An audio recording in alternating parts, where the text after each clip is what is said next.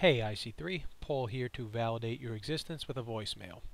This one goes out specifically to Dan because I know he'll run with this idea or outright steal it. Either way, it's an idea that must be shared. My idea is for your next podcast, which would be titled Episode 70, Funeral for a Friend. Now, I don't know Caleb personally, and I regret that, but I do have friends like him. And since he's passed away, I feel the least you guys can do is give him a proper send-off. I've made some musical selections, and I've written some stories about my Caleb-like friends that probably apply to Caleb himself. At any rate, here we go. I remember when Caleb, that wacky childlike soul, used to fart in a plastic bag. He used to plop himself down and watch it for hours on end, waiting for it to take off and float away to some magical land that only he could see. I remember one time we were supposed to meet up with Caleb early in the morning. We couldn't find him, of course, and he didn't answer his cell. Luckily, the little GPS thing on his phone was working. We followed it to the library, and there he was, reading to a group of jubilant kids, hungover as a motherfucker. One time, it had to be late at night. We were all coming home from a party when we got a frantic call from Caleb that he was about to get into a big fight.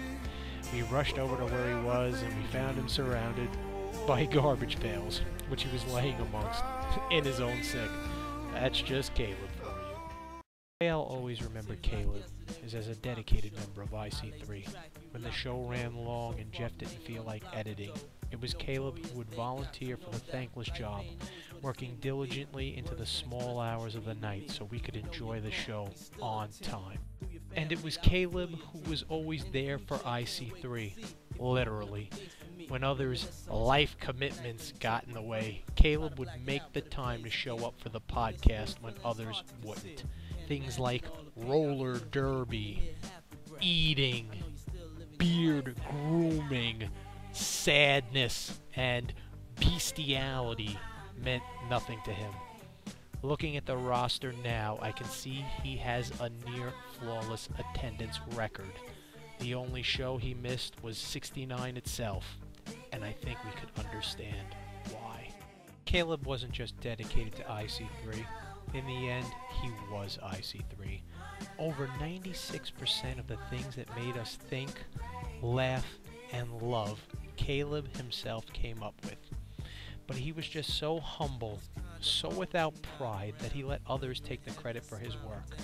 It was Caleb himself who first introduced the show to the word dicks. He soon followed that stroke of genius with butts, and none of us who ever had the privilege of sharing his oh-so-brief life will ever forget when he said poop and changed the way we thought about feces forever. This world is poorer for having lost you, Caleb. We will miss you. Always.